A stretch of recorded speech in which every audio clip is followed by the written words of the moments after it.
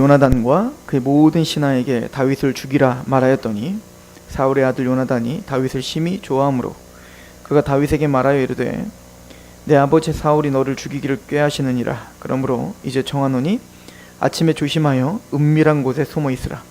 내가 나가서 내가 있는 들에서 내 아버지 곁에 서서 내 일을 내 아버지와 말하다가 무엇을 보면 내게 알려주리라 하고, 요나단이 그의 아버지 사울에게 다윗을 칭찬하여 이르되 원하건대 왕은 신하 다윗에게 범죄하지 마옵소서.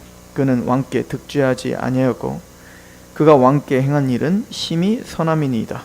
그가 자기 생명을 아끼지 아니하고 블레셋 사람을 죽였고 여호와께서는 온 이스라엘을 위하여 큰 구원을 이루셨으므로 왕이 이를 보고 기뻐하셨거늘 어찌 까닭없이 다윗을 죽여 무죄한 피를 흘려 범죄하리요 하시나이까. 사울이 요나단의 말을 듣고 맹세하되 여호와께서 살아계심을 두고 맹세하거니와 그가 죽임을 당하지 아니하리라. 요나단이 다윗을 불러 그 모든 일을 그에게 알리고 요나단이 그를 사울에게로 인도하니 그가 사울 앞에 전과 같이 있었더라. 전쟁이 다시 있으므로 다윗이 나가서 블레셋 사람들과 싸워 그들을 크게 쳐 죽이매 그들이 그 앞에서 도망하니라. 사울이 손에 단창을 가지고 그의 집에 앉았을 때에 여호와께서 부리는 악령이 사울에게 접하였으므로 다윗이 손으로 수금을 탈 때에 사울이 단창으로 다윗을 벽에 박으려 하였으나 그는 사울의 앞을 피하고 사울의 창은 벽에 박힌지라. 다윗이 그 밤에 도피하매 사울이 전령들을 다윗의 집에 보내어 그를 지키다가 아침에 그를 죽이게 하려 한지라. 다윗의 아내 미갈이 다윗에게 말하여 이르되 당신이 이 밤에 당신의 생명을 구하지 아니하면 내일에는 죽임을 당하리라 하고 미갈이 다윗을 창에서 달아 내리매 그가 피하여 도망하니라. 미갈이 우상을 가져다가 침상에 누이고 염소 털로 엮은 것을 그 머리에 씌우고 의복으로 그것을 덮었더니 사울이 전령들을 보내어 다윗을 잡으려 하매 이같이 이르되 그가 병들었느니라. 사울이 또 전령들을 보내어 다윗을 보라 하며 이르되 그를 침상째 내게로 들고 오라. 내가 그를 죽이리라. 전령들이 들어가 본즉 침상에는 우상이 있고 염소 털로 엮은 것이 그 머리에 있었더라. 사울이 미갈에게 이르되 너는 어찌하여 이처럼 나를 속여 내 대적을 놓아 피하게 하였느냐. 미갈이 사울에게 대답하되 그가 내게 이르기를 나를 놓아 가게 하라. 어찌하여 나로 너를 죽이게 하겠느냐 하더이다 하니라. 다윗이 도피하여 라마로 가서 사무엘에게로 나아가서 사울이 자기에게 행한 일을 다 전하였고 다윗과 사무엘이 나요스로 가서 살았더라. 어떤 사람이 사울에게 전하여 이르되 다윗이 라마 나요스에 있더이다 하매 사울이 다윗을 잡으려 전령들을 보냈더니 그들이 선지자 무리가 예언하는 것과 사무엘이 그들의 수령으로 선 것을 볼 때에 하나님의 영이 사울의 전령들에게 임하매 그들도 예언을 한지라. 어떤 사람이 그것을 사울에게 알림해 사울이 다른 전령들을 보냈더니 그들도 예언을 했으므로 사울이 세 번째 다시 전령들을 보냈더니 그들도 예언을 한지라. 이에 사울도 라마로 가서 세구에 있는 큰 우물에 도착하여 물어 이르되 사무엘과 다윗이 어디 있느냐. 어떤 사람이 이르되 라마 나요스에 있나이다. 사울이 라마 나요스로 아니라 하나님의 영이 그에게도 임하시니 그가 라마 나요스에 이르기까지 걸어가며 예언을 하였으며 그가 또 그의 옷을 벗고 사무엘 앞에서 예언을 하며 하루 밤낮을 벗은 몸으로 누웠더라. 그러므로 속담의 이를 사울도 선지자 중에 있느냐 아니라. 아멘. 좀 기도합니다. 하나님 너무나 감사합니다. 오늘 말씀 중에 주님의 은혜가 있기를 원하고 그 말씀으로 우리가 하나님의 뜻과 또 하나님의 백성다움이 무엇이며 온전히 하나님께만 영광이 드려지는 시간이 될 수 있도록 주여 도와 주옵소서. 전하는 입술을 겸손케 하시며 듣는 우리에게 성령님의 함께 하심이 조명하심이 있게 하여 주옵소서. 예수님의 이름으로 감사하며 기도합니다. 아멘.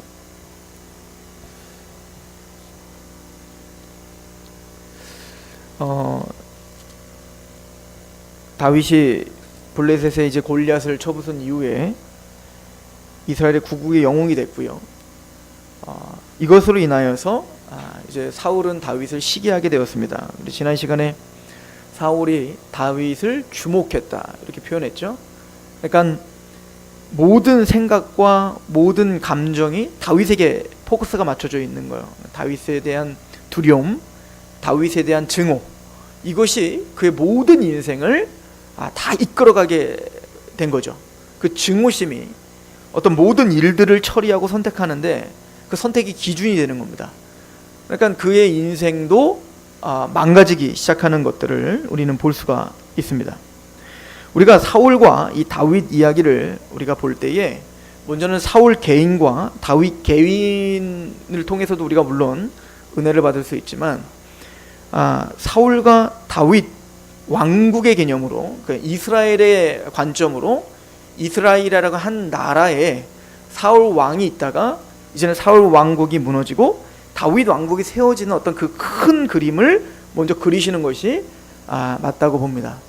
하나님께서 이스라엘 백성들을 출애굽시키는 궁극적인 목적이 뭐죠? 하나님이 애굽 파라오의 수하에서 노예로 살았던 그 이스라엘 백성들을 출애굽시키는 목적이 뭐냔 말이에요. 이거를 출애굽기 19장에는 제사장 나라로 만들기 위함이다 라고 표현을 했고요. 또 하나님께서 모세에게 파라오 앞에 가서 내가 너를 왜 내보내야 되냐 라고 이제 물어볼 때 이렇게 대답을 하라고 하죠. 우리가 사흘 길쯤 가서 우리 아브라함과 이삭과 야곱의 하나님, 우리 조상의 하나님께 제사를 드리게 우리를 놔주라. 사흘 길쯤 가서 우리가 제사를 좀 드리려고 한다. 이 사흘길이라는 것은 애굽에서 가나안까지 걸어가면 사흘길이거든요. 그러니까 그 가나안 땅, 약속의 땅에 가서 그 땅에 가서 하나님께 예배하기 위하여 하나님은 이스라엘을 건져주시려고 하는 거죠. 그럼 왜 이스라엘을 건져주시는 건가요? 이스라엘이 뭔가 잘했나요? 이스라엘이 뭔가 경건했습니까? 자격이 됐나요? 전혀 그런 거 없었죠. 그래서 출애굽기에 이제 모세를 부르는 장면을 보면 하나님께서 뭐라고 열정을 내리시냐면 이스라엘 백성들의 그 고통 소리를 하나님이 들으세요.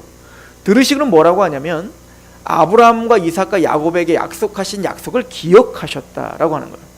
이거를 나중에 이스라엘 백성들이 광야 40년을 다 지낸 다음에 이제는 광야를 최종적으로 정리하고 신학적으로 그 의미를 드러내주는 게 신명기입니다. 그래서 신명기 4편의 설교 중에 그 4편의 설교에서 이스라엘을 출애굽시킨 목적, 또 출애굽 광야에 40년 동안 살게 하신 이유, 이런 모든 것들을 다 정리해 주시죠. 그걸 뭐라고 정리하냐면 우리를 낮추시기 위함이었다. 이스라엘 낮추기 위함이었고, 사람이 떡으로만 사는 게 아니라 여호와의 입에서 나오는 말씀으로 산다는 것을 훈련시키고 싶었다. 이거예요. 이게 신명기 6장에 있는 말씀이었잖아요. 그리고 너희를 부르심은 너희가 수요가 많아서, 즉 외적인 어떤 화려함, 어떤 보기 좋음, 그런 것 때문에 너희를 부르지 않았다. 만약 그런 걸로 했다면 바벨론을 불렀고 이집트를 불렀겠죠. 아무것도 아닌 그 이스라엘을 왜 불렀겠냔 말이에요. 그러니까 어떤 외적인 화려함이나 능력이 많아서 또 뭔가 있어 보여서 너희를 부른 거 아니다 이거죠. 그러면 너희의 어떤 공의로움이나 정직함 때문에 불렀나? 그것도 아니다 이거야. 너희는 목이 굳은 백성이다 이거야. 너희는 정직하거나 하나님 앞에 바른 게 아니라 대로 목이 굳었다. 이게 무슨 얘기입니까? 파라오랑 똑같다는 얘기인 거예요. 파라오가 하나님의 징계를 받으니까 당장 나일강이 피로 변하니까 깜짝 놀라지 않습니까? 그래서 그 재앙 10가지 재앙을 할 때마다 보내줄게 했다가 조금 괜찮아지면 싫어 이렇게 완고하여 마침내는 심판을 당하는 게 이게 바로 목이 곧은 거예요. 마음이 강팍한 거란 말이에요. 그런데 그 파라오만 그렇게 사실은 강팍한 게 아니라 너희들도 강팍하다. 이걸 이제 40년 광야 내내 보여주는 거거든요. 그럼에도 불구하고 너희도 파라오와 이집트와 똑같은 수준인데, 너희들도 사실은 그 홍해에 다 수장당하기 합당한데 너희를 왜 그러면 끄집어내요? 가나안 땅으로 가게 하는가? 아브라함과 이삭과 야곱에게 한 맹세, 그 언약을 지키기 위함이다 라고 하나님께서는 말씀을 하고 계시죠. 그러니까 이스라엘 백성들에게는 아무런 조건이 없다. 이스라엘 백성들에게는 아무런 자격이 없다. 하나님의 전적인 은혜요, 하나님의 언약 때문에 스스로 말씀하신 말씀을 신실하게 지키시기 위하여 너희를 구원해냈다, 이 얘기인 거죠. 그리고 구원해내서 이스라엘 백성들을 이제는 가나안 땅에 들여보냅니다. 여호수아를 통해서 드디어 정복전쟁을 통해서. 이 정복전쟁 내내도 뭐 가르쳐주는 겁니까? 여리고성 7번씩 돌았더니 마지막 나팔 불고 막 소리 질렀더니 여리고성이 그냥 무너져요. 나팔이 힘이 있는 게 아니라 하나님의 약속에 힘이 있는 거고 하나님의 말씀에 힘이 있는 거죠. 그 말씀에 복종할 때 여리고성은 무너지는 거예요. 그런 것을 통해서 그렇구나, 대적을 정복하는 거, 우리가 구원받은 거, 광야 40년을 살았던 거, 그리고 아무런 자격 조건이 없는 우리가 이렇게 가나안 땅을 정복해 나가는 것도 우리의 힘으로 할 수 있는 게 아니네. 온전히 하나님의 말씀을 의지하며 정말로 입으로 떡으로 사는 게 아니라 하나님의 입에서 나오는 말씀으로 사는 거고 말씀으로 승리하는 것이구나, 이거를 알려주는 거란 말이에요. 근데 얘네들은 그걸 망각하고 여리성 무너지니까 야 됐다, 이 정도 됐으면 우린 능력 있지. 그리고는 아이성, 여리성과는 비교할 수 없는 굉장히 조그만 성 아닙니까? 그거는 그 정도는 우리가 이길 수 있어 라는 생각으로 어떻게 했어요? 대대적인 군사를 이끌어서 들었다가 완전히 패하지 않습니까? 그 과정을 통해서 뭐 깨닫게 하는 거예요? 웃기지 말아요. 너희는 아이성 하나도 공격하여서 무너뜨릴 수 없다 이겁니다. 하나님의 전적인 은총과 하나님의 언약이 너희를 지금 가나안 땅을 정복하는 거지, 너희들의 어떤 실력이 가나안 땅을 정복할 수 없어. 이것이 바로 하나님이 이스라엘 백성들, 제사장 나라에게 하나님이 주시고자 하는 메시지인 거예요. 그런데 탁월한 모세와 여호수아 같은 지도자가 사라지니까 우리가 잘 알던 사사시대가 일어났지 않습니까? 사사시대의 대표적인 그 사사시대를 한마디로 정리하면 뭡니까? 이 사사기 마지막 장 마지막 절에 있죠. 자기의 옳은 소견대로 행하더라. 뭐라고 해요? 왕이 없으므로 자기의 옳은 소견대로 행하더라. 자기 마음대로 사는 겁니다. 왕이 없으므로. 그러니까 모세와 여호수아를 통해서 하나님 보여준 게 뭐예요? 너희들의 진짜 왕은 누구라는 겁니까? 하나님이고 그 하나님의 통치를 받는 너희는 제사장 나라야. 이거를 아무리 각인시켜줘도 이들은 그것을 어떻게 보면은 이루어내지를 못하는 인생인 거죠. 우리 출애굽기를 한번 가보시죠. 지금까지 제가 설명한 거를. 그래서 이 모든 출애굽을 시작하기 전에 하나님은 모세를 통하여 이렇게 정리하고 출발하시는 거예요. 출애굽기 19장입니다. 하나님이 출애굽을 이제는 시켜주시고 드디어 이스라엘 백성들이 광야 생활을 시작합니다. 그때 하나님께서는 19장에 이렇게 이야기를 하시죠.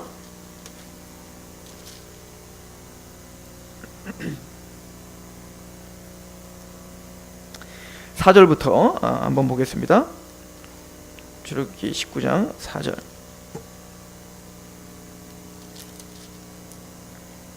세계가 다 내게 속하였나니 너희가 내 말을 잘 듣고 내 언약을 지키면 너희는 모든 민족 중에서 내 소유가 되겠고. 그러니까 하나님의 나라, 하나님의 소유가 된다는 것은 하나님의 말씀을 듣는 겁니다. 그게 하나님 나라의 특징이에요. 너희가 내게 대하여 제사장 나라가 되면, 이게 제사장 나라인 겁니다. 제사장 나라는 그냥 구호로 끝나는 게 아니라 하나님의 통치가 임한 나라가 제사장 나라예요. 다른 말로 말하면 구원, 우리로 말하면 구원이란, 우리가 구원을 받았습니다, 성도가 됐습니다라고 하는 것은 어떤 감격이랄지 또 어떤 그 순간, 내가 어떤 뭐 경험한 순간을 우리가 성도라고 하는 것을 증명해내는 게 아니에요. 우리가 제사장 나라고 왕 같은 제사장이라는 것을 증명해내는 건 뭐죠? 하나님의 통치를 받고 있냐는 거예요. 악의 통치를 받고 있냐? 하나님의 통치를 받고 있냐가 그게 가르는 거 아니겠어요? 그러니까 제사장 나라의 특징은 뭐라는 겁니까? 너희가 내게 대하여 제사장 나라가 되게 하며 거룩한 백성이 되리라. 너는 이 말을 이스라엘 자손에게 전할지니라. 모세가 내려와서 백성의 장로들을 불러 여호와께서 자기에게 명령하신 그 모든 말씀을 그들 앞에 진술하니 백성이 일제히 응답하여 이르되 여호와께서 명령하신 대로 우리가 다 행하리라. 모세가 백성의 말을 여호와께 전하매 여호와께서 모세에게 이르시되 내가 빽빽한 구름 가운데 내게 임함은 내가 너와 말하는 것을 백성들을 듣게 하며 또한 너를 영영히 믿게 하리요 함이니라. 모세가 백성의 말을 여호와께 아뢰었으므로 여호와께서 모세에게 이르시되 너는 백성에게로 가서 오늘과 내일 그들을 성결하게 하며 그들에게 옷을 빨게 하고 준비하게 하여 셋째 날을 기다리게 하라.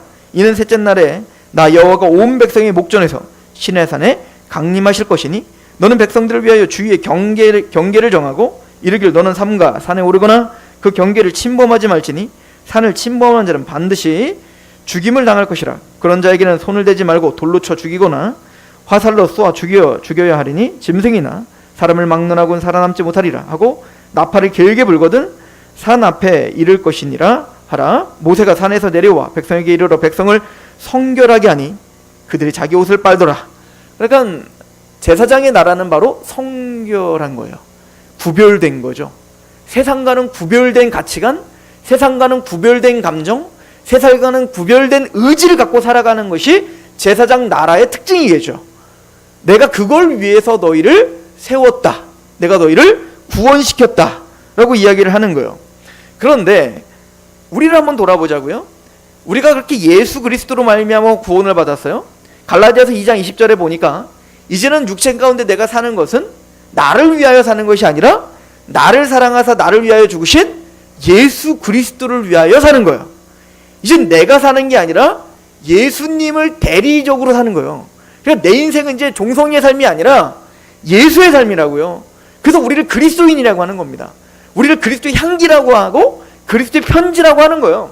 그러니까 우리를 통해서, 저의 언행을 통해서, 저의 행동을 통해서, 저의 모든 가치관과 선택을 통해서 예수님이 보여야 된다고. 이게 원래 우리가 살아야 될 성결이에요. 우리가 살아야 될 거룩이라고요. 그런데 우리가 그렇게 살던가요? 구원받은 우리가 옛사람의, 여전히 구습의 옛사람에 얽매여서 우리는 그렇게 거룩을 향하여 살고 또 그렇게 살지 않는 것 때문에 슬퍼하기도 하고 또 그것 때문에 애통하기도 해요. 그럼에도 불구하고 우리는 여전히 그 모양이잖아요. 여전히 그 말씀대로 살지 못하고 또 세상에 또 무력하게 넘어지는 존재들 아닙니까? 그 이야기를 하나님께서 이스라엘을 통해서 하고 있는 거예요. 가나안 땅에 이스라엘이 들어갔습니다. 여호수아를 통해서 드디어 대대적으로 여리고성을 무너뜨리며 하나님의 나라가 세워졌다고요. 거기 이제 율법을 이제는 지키며 그 율법대로 살아야 되는 그런 나라가 되었습니다. 모세를 통해 성막이 지어졌고요. 그 성막 중심으로 해서 하나님의 임재가 있었고 말씀이 선포되었어야 됩니다. 그런데 그런 거룩한 제사장의 나라에 사사시대가 노래한 겁니다. 분명히 왕은 하나님이신데 그 왕됨을 인정하지 않고 각자 자기 옳은 소견대로 살아요. 말로는 이스라엘인데 하나님을 이긴 자, 하나님을 통해 이긴 자, 즉 이스라엘인데 제사장의 나라인데 하나님의 소유인데 전혀 하나님의 소유답질 않아요. 하나님의 통치를 받지 않습니다. 자기의 소견이 옳은 대로 행합니다. 자신의 감정이 이끄는 대로 행합니다. 이게 사사시대요. 그러나 하나님은 이스라엘을 버리지 않고 하나님은 징계를 하십니다. 채찍을 때리십니다. 회개하고 돌아오면 다시 또 사사를 일으켜 구원합니다. 그런데 또 죄를 범, 또 편해지면 또 죄를 범하고 징계하고. 이게 우리 삶이잖아요. 우리가 그 모양 아닙니까? 우리가 그렇게 하나님 앞에 그렇게 처절하게 몸부림칠 때가 언제요? 힘들어지면이에요. 힘들어지면.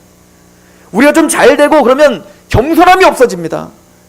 우리가 좀 뭔가 내가 원하는 대로 되면 거기 겸허한 하나님의 영광이 없어집니다. 제가 예전에 그 새벽 예배를 인양하는데 어떤 분이 이제 새벽 예배를 안 나오시다 나오시는 거예요. 그래서 어떤 분이 저한테 그분 뭐 문제 있나?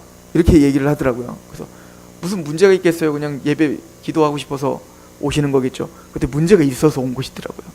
그러니까 우리는 뭔가 문제가 있어야 기도하는 거예요. 우리는 뭔가 고난이 닥쳐야 하나님을 찾아요. 우리는 뭔가 어떤 부딪힘이 있어야 그때서야 하나님 내가 죄송합니다 라고 그때서야 하나님을 전심으로 나가요. 평범하고 또 편안할 때는 간절한 마음으로 하나님을 찾지를 못해요. 이게 우리만 그런 게 아니라 이스라엘도 딱 그 모양이었던 겁니다. 그게 바로 사사시대였던 겁니다. 저는 이스라엘이라는 나라, 하나님이 출애굽을 시켜 아브라함에게 약속을 하고 그 약속을 한 그 이스라엘을 이끄는 그 하나님의 그 은혜를 전체적인 어떤 그 맵을 보시자는 거예요. 그렇게 하나님이 홍해를 가르면서 그 파라오를 수장시키며 이미 여리고성을 무너뜨려 하나님의 나라를 세웠다고요. 그러나 거기는 하나님의 왕이라고 고백은 하고 있는데 고백만 왕이라고 하지 전혀 하나님의 통치가 임하지 않는 사사시대가 되어버렸습니다. 우리가 그럴 수 있다는 겁니다. 예수님을 주님이라고 고백합니다. 주님이라는 게 뭐죠? 주인이라는 뜻이에요. 주인. 그러니까 말조와 주님이 아니라 주님, 주여라고 할 때는 당신은 내 주인입니다. 난 당신의 노예입니다. 이 얘기거든요. 그런데 우리가 주인 노릇하고 있잖아요. 주인, 하나님, 예수님이 정말 주인이고 하나님 말씀이 주인이라면 그 말씀 앞에 귀 기울려고 노력해야 되고 그 주인이 뭘 원하는지를 귀 기울이고 알았다면 거기에 굴복하는 게 노예 아니에요? 근데 우리는 거기에 관심이 없죠. 대로 나에게 관심을 가지라는 거예요. 주인 보고. 내가 이거 원하니까 이거나 빨리 해주라는 거죠. 난 당신만 별로 나는 당신만을 알고 싶지 않다는 겁니다. 당신이 뭘 원하는지, 당신이 뭘 우리에게 추구하는지, 날 왜 구원시켰는지, 어디를 데려가는지 별로 관심이 없어요. 그 증거가 뭐죠? 성경을 안 보는 겁니다. 다신 우린 열심을 다해서 기도만 열심히 해요. 왜? 내 마음을 알아줘야 되니까. 하나님은 나를 위한 존재가 하나님이니까. 내가 하나님을 위한 존재가 아니라 하나님이 나를 위한 존재가 돼버리는 거예요. 이게 뭐냐면 아담이 선악과를 따먹음으로 뒤집힌 관계인 겁니다. 그래서 하나님이 창세기부터 계시록까지 하나님과 우리와의 관계를 내가 다시 회복할 거야를 뭐라고 하죠? 나는 너희의 하나님이 되고 너희는 내 백성이 되는 거. 이게 하나님이 우리를 구원하신 궁극적인 목적인 거예요. 즉 하나님은 하나님 자리에 놓는 겁니다. 예수님이 우리의 주인 자리에 가는 겁니다. 그리고 우리는 다시 원래 자리인 노예의 자리로 가는 거예요. 종된 자리로 가는 거예요. 하나님의 자녀와 백성된 자리로 가는 거예요. 이제는 하나님의 말씀 앞에 내 생각과 내 감정을 굴복시킬 수 있는 자리로 가는 거예요. 이것이 우리를 구원시키는 궁극적인 목적이에요. 이게 성결입니다. 이게 거룩입니다. 요한계시록에 보면 14만 4천이 흰옷을 입고 있어요. 이 흰옷은 두 가지로 표현을 하고 있습니다. 첫 번째는 요한계시록 7장에 보면 어린 양의 피에 우리 그 옷을 빨아 희게 됐다라고 말하죠. 이거는 구속의 은혜를 말합니다. 이건 우리가 희게 하는 것이 아니라 예수님의 십자가의 피의 은혜로 우리는 의인되었음을 고백하는 거예요. 그럼 나중에 이제는 19장에 보면 이제는 우리가 신부처럼 단장했다라고 말하지 않습니까? 그럼 뭐라고 하죠? 그 옷은 흰데 그 흰 것은 뭐래요? 성결이라 이렇게 표현하지 않습니까? 이건 두 가지 의미를 다 성결하는 거예요. 첫 번째는 예수 그리스도의 거룩함을 덧입었다는 얘기일 뿐만 아니라 실제적으로 우리는 성결의 열매를 맺는다는 얘기인 거예요. 성결해지는 거예요. 예수님께서 하나님께서도 내가 너희를 제사장 나라 삼았으니 너는 성결하라. 너희가 하나님의 성전인 것과 하나님의 성령이 너희 안에 거하신 거 알지 못하느냐? 하나님의 성전이 거룩하니 너희도 어떻게 하라? 거룩하라. 하나님 우리에게 성결을 요구하신다고요. 거룩을 요구하신다는 말입니다. 그러나 우리는 하나님이 진짜 왕이신데 그 왕됨을 인정하지 않고 각자 옳은 소견대로 행하는 자들인 거예요. 영적인 사사시대에 살고 있는 거죠. 하나님은 그런 이스라엘을 거기서 멈추게 할 수 없습니다. 온전히 하나님의 통치, 하나님은 하나님 자리에 그의 백성들 그의 백성 자리에 있게 하는 그 질서를 반드시 다시 회복하게 하고야 말 거예요. 다른 말로 말하면 단순히 우리가 의인됐다는 신분의 변화뿐만 아니라 우리를 거룩하게 성화하셔서 마침내는 거룩하고 성결되게 만드시고야 만들 거예요. 누가 그 일을 하시는 겁니까? 바로 한 왕이 일어날 거라는 겁니다. 즉 인간들이 원하는 왕이 있어요. 아, 왕이 있어야 되는구나. 메시아가 있어야 되는구나. 아, 나를 다스리는 통치자가 있어야 되는구나. 그래서 그 백성들이 원하는 왕을 하나 세웠는데 그게 누구였습니까? 사울이었던 거예요. 인간들이 원하는 왕은 어떤 왕입니까? 그 인간들과 똑같이 그 이스라엘 이기적인 이스라엘 백성들과 똑같이 그도 이기적으로 행동하는 겁니다. 그래서 어떻게 하죠? 자기의 옳은 소견대로 행하고 있죠. 이게 사울의 모습인 거예요. 그러니 자기의 옳은 소견대로 행하는 사울이 왕이 되어 이스라엘을 통치하면 어떻게 될까요?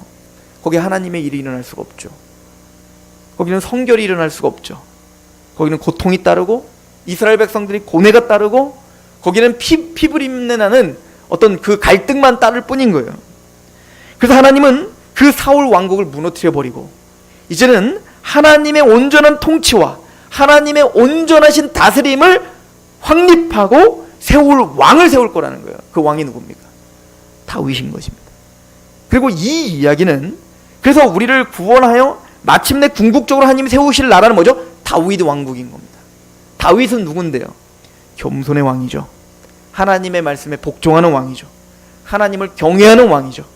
하나님을 존귀하게 여기고 마음을 다하고 뜻을 다하고 목숨을 다하여 하나님을 사랑하는 마음으로 날이 있으면 항상 시간만 되면 무슨 일을 하든 하나님을 찬양하고 경배하는 왕이요.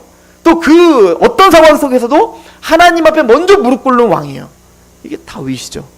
그 다윗을 통하여 하나님의 온전한 통치가 그 말씀에 의거된 통치가 이루어지게 될 나라. 이게 바로 다윗 왕국인 거죠. 그리고 선지자들은 바로 이 다윗 왕국을 메시아의 왕국으로 모형으로 삼고 있습니다.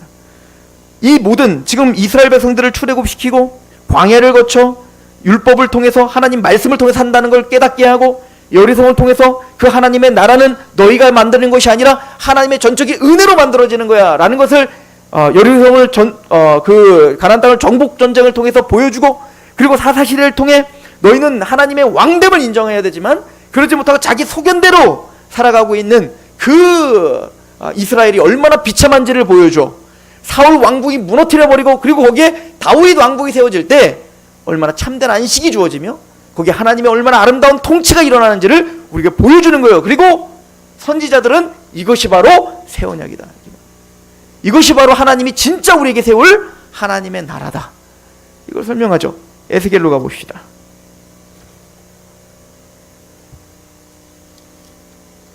에스겔서 36장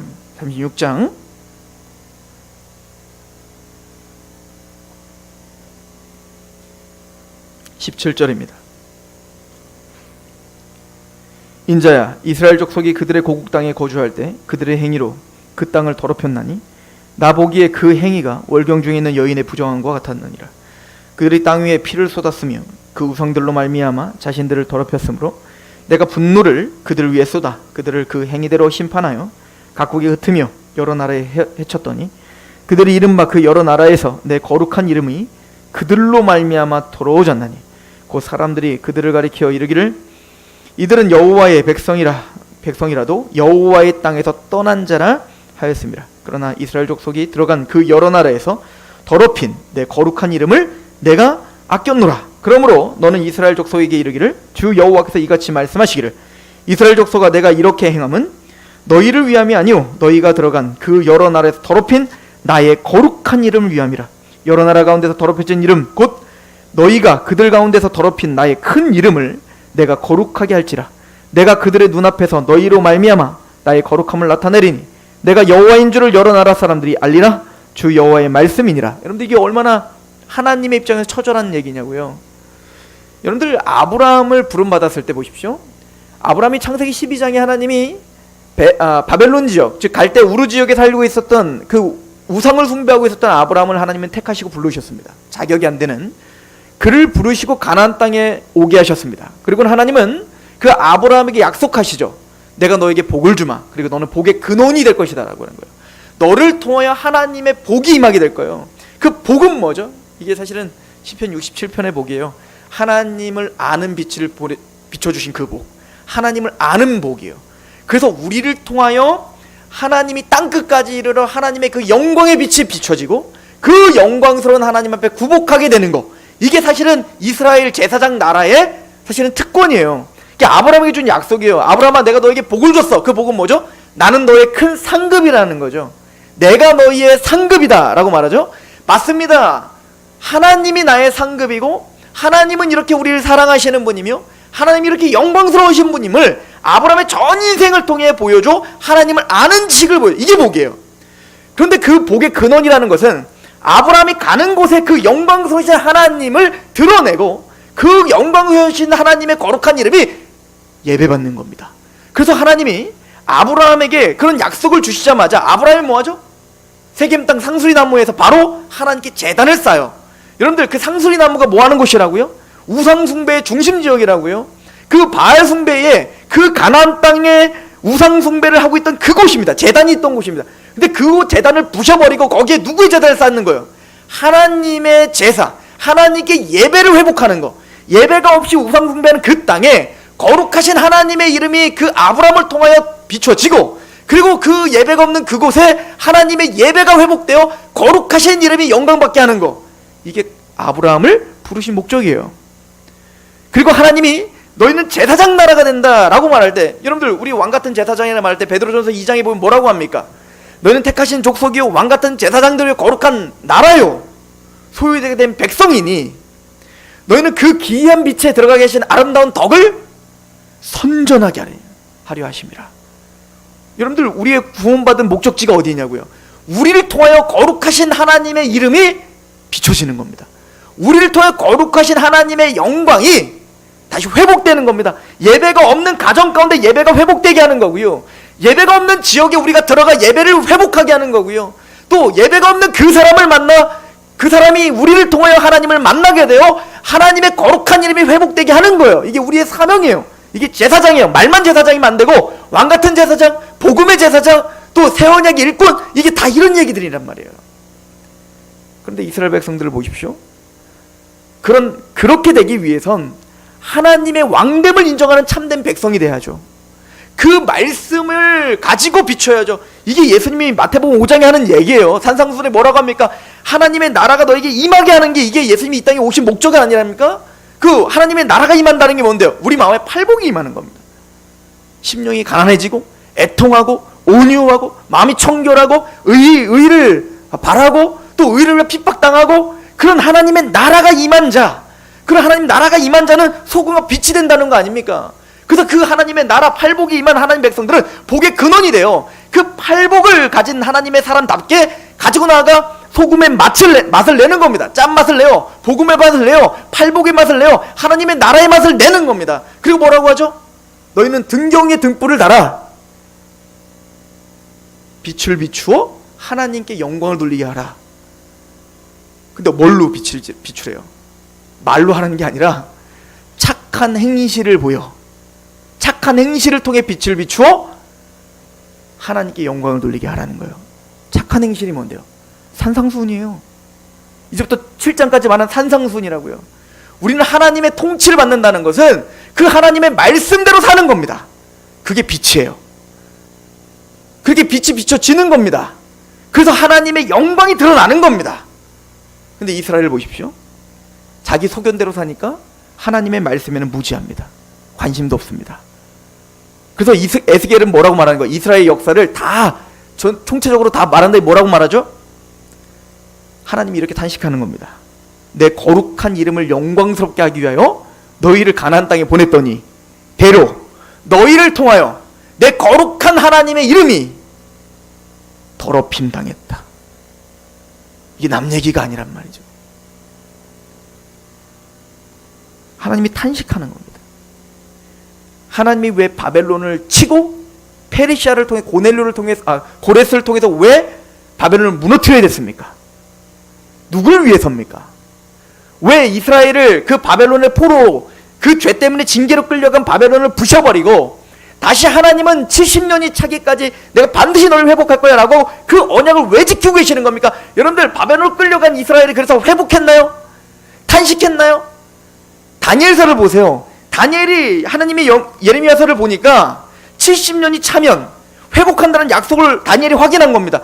그리고는 자신을 보고 이스라엘 봤더니 어때요? 하나님은 성실하게 70년이 되어 드디어 바벨론 포로 기한을 하셨기에 분명해요. 자신들은 전혀 그러지 못하는 거예요. 금식하며 통회할 수밖에 없는 거 아니에요? 여전히 우리는 그 모양이죠. 그런데 하나님은 그 일을 이루시죠. 왜 하시는 겁니까? 단순히 우리를 위해서입니까? 하나님의 거룩한 영광의 이름을 위해서입니다. 우리가 더럽힌 그 거룩한 하나님의 이름을 하나님이 아꼈기 때문에 그렇습니다. 우리가 오늘도 하나님의 이름을 더럽히고 살고 있는 그 하나님의 이름은 영광받게 합당하시거든요. 하늘에 계신 우리 아버지요, 아버지의 이름이 거룩히 여김을 받으시기를 원합니다가 우리의 기도라고요. 우리의 첫 번째 간구, 뭐 주세요? 뭐 해주세요가 아니라 진짜 구원받아 하나님 나라가 임한 자의 첫 번째 하나님의 간구는 뭐죠? 거룩한 하나님의 이름이 영광받기 합당하시니 우리를 통하여 하나님의 거룩한 하나님의 이름이 거룩히 영을 받으셔야 됩니다. 그러기 위해 하나님 나라가 우리에게 임해야 되고, 그러기 위해 하나님의 뜻이 나에게 이루어져야 됩니다. 이게 하나님의 나라, 제사장 나라의 기도라고요. 이게 주기도문이죠. 하나님은 그 거룩한 이름을 아끼시기 때문에 하나님은 바벨론 포로기한을 역사를 시작하신 겁니다. 왜 하나님이 우리를 포기하지 않는 겁니까? 왜 우리를 구원시켜 주셨고 또 여전히 구원받은 우리들인데 여전히 자기 소견대로 살고 있는 우리를 왜 하나님은 끝까지 데리고 가시려고 결정하신 겁니까? 사실 이게 더 무서운 거예요. 포기해버리면 편해요. 그죠? 왜 우리 청년들이 해병대를 가려고 하는 겁니까?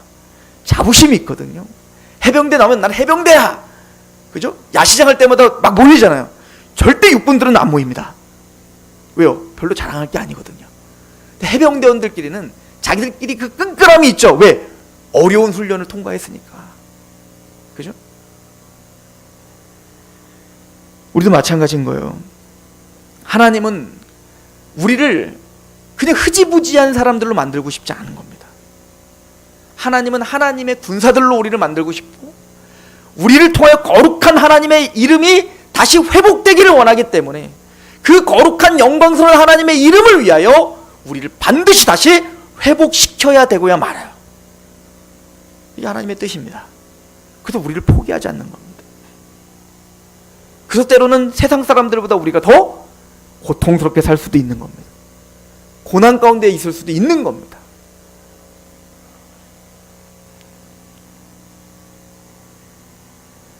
하나님은 사울 왕국을 부셔버리고 그래서 다윗과 같은 나라를 세우겠다라고 말하죠. 그래서 이제 에스겔 36장에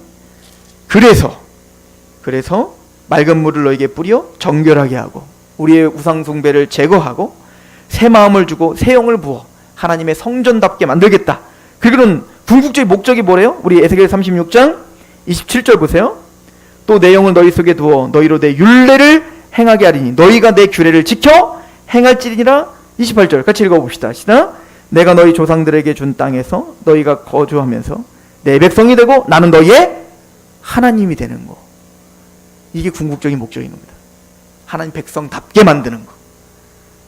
하나님을 하나님 자리에 놓는 자리에 가게 하는 거. 누가 이 일을 이루시죠?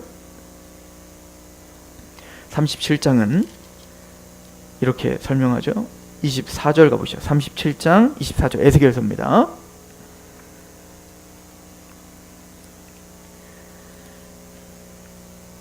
내 종 다윗이 그들의 왕이 되리니 그들 모두에게 한 목자가 있을 것이라.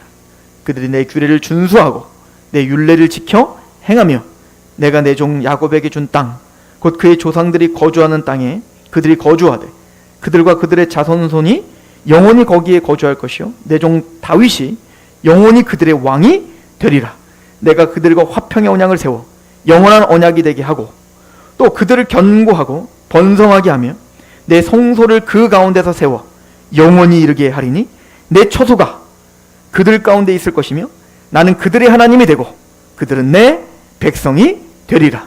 내 성소가 영원토록 그들 가운데 있으리니 내가 이스라엘을 거룩하게 하는 여호와인 줄을 열국이 알리라 하셨다. 누가 하십니까?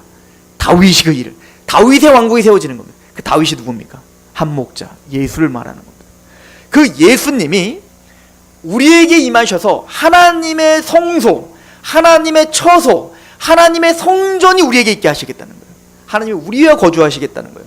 우리 거기서 죄사함이 있게 하실 것이고 거기서 하나님의 통치가 있게 하실 것이고 거기서 하나님과의 관계가 있게 하실 것이고 그래서 그 감사와 감격의 사랑이 강건되어 그 율례를 따르게 되는 하나님의 백성으로 만드시고야 말 거예요. 즉 자기 소견대로 행하는 그 사울 왕국이 우리를 자리 잡고 있었는데 그 옛사람을 부셔버리고 그 예수, 하나님을 경외하는 그 예수가 우리의 왕이 되어주셔서 하나님 앞에 거룩한 백성으로 성결한 백성으로 우리를 만드시고야 말 거야. 이게 새 언약이에요. 예레미야 31장 31절부터 뭐라고 하죠? 내가 새 언약을 너에게 줄 터인데 그때는 그 법을 돌판에 새기는 게 아니라 너희 마음판에 그 법을 새겨 너희는 내 백성이 되고 나는 너희의 하나님이 되리라. 예수님이 하시겠다는 얘기죠. 이미 예수님은 예루살렘이 무너진 것처럼 우리 안에 사단의 권세를 내어 쫓고 하나님의 나라를 우리에게 임했습니다. 강한 자를 결박하고 그 세간을 강탈했습니다. 우리를 건져내셨고 우리는 흑암의 권세에 있던 우리를 건져내서 사랑의 아들의 나라로 옮기셔 빌립보서에 말한 것처럼 우리는 천국 시민권자요 또 생명책에 기록된 하나님의 백성들이에요. 그러나 때로는 우리는 각자의 소견대로 내가 왕인 것처럼 삽니다. 사울 왕국이 여전히 존재하여 여전히 다윗과 전투를 벌이고 또 때로는 다윗이 지는 것처럼 그렇게 현실적으로 보일지라도 아니요. 하나님은 다윗 왕국을 통하여 사울 왕국 반드시 멸망시키고야 맙니다. 이게 오늘 메시지예요. 사울이요. 다윗을 향한 그 분노. 그러니까 요나단이 어떻게 하죠? 이제 아버지한테 가서 다윗이 아버지한테 뭘 잘못했습니까? 블레셋의 그 골리앗을 쳐부셔서 당신을 살린 게 다윗 아닙니까? 그 선한 일을 했는데 다윗에게 범죄하지 마십시오. 이건 뭐죠? 하나님께 범죄하지 마십시오 이 얘기인 거예요. 그랬더니 사울은 어떻게 하면 거짓 맹세하죠. 내가 다윗에게 절대 해를 가하지 않겠다. 다시 돌아오게 해요. 근데 다시 블레셋과 전투를 합니다. 다윗이 승승장구합니다. 또 블레셋을 쳐부셨죠. 그랬더니 사울이 악령이 들어갑니다. 악신이 들어가서 어떻게 하죠? 사울이 또 다윗을 두 번째 창으로 벽에 박으려고 하죠. 그때 하나님의 은혜로 다윗은 거기서 피합니다. 그리고 도망자가 됩니다. 이제 도망가니까 어떻게 합니까? 그 집에까지 찾아가서 이제는 군대 자객을 보내가지고 그 다윗을 죽이려고 합니다. 그때 누가 다윗을 구해주죠? 미갈, 사울의 딸이 다윗을 살려주게 됩니다. 그죠? 그리고는 다윗이 어디 갈 데가 없으니까 누구에게 도망가요? 라마나요세 가서 사무엘에게 가는 거예요.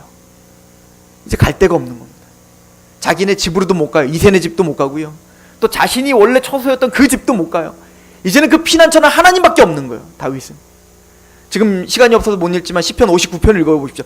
그 도망갈 때 이 시점에서 시편 59편을 쓴 겁니다. 하나님이 나의 방패시고 하나님이 나의 반석이시고 하나님만이 나의 구원자이십니다. 이걸 고백한다고요. 다윗이. 자신이 이제 의지할 곳이 하나도 없어요. 하나님만이 자신을 구원자가 될 수밖에 없음을 고백하며 라마나요스를 갑니다. 그랬더니 사울이 어떻게 합니까? 그 라마나요까지 가는 거예요. 사무엘이 있건 말건 상관없어요. 제가 보기엔 사무엘까지 죽일 기세입니다. 그래서 쫓아가는 겁니다. 첫 번째 갔어요. 갔더니 어떻게 하죠? 하나님이 그들에게 성령을 부어주셔서 어떻게 합니까? 예언을 하게 하죠. 그랬더니 두 번째 또 사람들을 보냅니다. 또 성령을 보내요. 예언하게 하고. 세 번째 보냈더니 또 성령이 임하여 예언하게 합니다. 그러니까 사울이 직접 가요. 그 직접 갔더니 자기도 어떻게 돼요? 성령에 감동되어 예언해요. 누구 같습니까? 발람 같지 않으세요? 불의한 재물을 취하려고 하나님한 4번이나 가지 마라 낮에는 나귀를 통하여 말을 했지만 끝까지 깨닫지만 완고함으로 끝까지 갔지만 저주하러 갔지만 발락이 준 그 재물 세상을 바라보며 하나님을 대적하는 선지자로 갔지만 하나님은 그의 입술을 통하여 대로 이스라엘을 축복하게 만들어버리죠. 은혜가, 하나님의 승리가 죄를 이기는 거예요. 사울이 아무리 지금 기세등등하게 다윗 왕국을 점령할 것처럼 기세등등하지만 궁극적으로는 하나님이 다윗을 보호하실 것이고 궁극적으로는 그 이스라엘에 다윗의 왕국이 세워지게 하시고야 말 것입니다. 이것이 오늘 메시지인 거예요. 다른 말로 말하면 우리 안에 옛사람과 새사람이 계속 싸웁니다. 이게 사도 바울이 로마서 7장에 말하는 거죠. 오라는 권고한 사람이라는 거예요. 내 마음으로는 하나님 법을 사랑해요. 그러나 또 다른 법이 나를, 이건 육신이죠. 옛사람이죠. 그 욕망이 나를 또 사로잡아 내 소견대로 행하려고 하는 사울 왕국이 계속 득세하려고 합니다.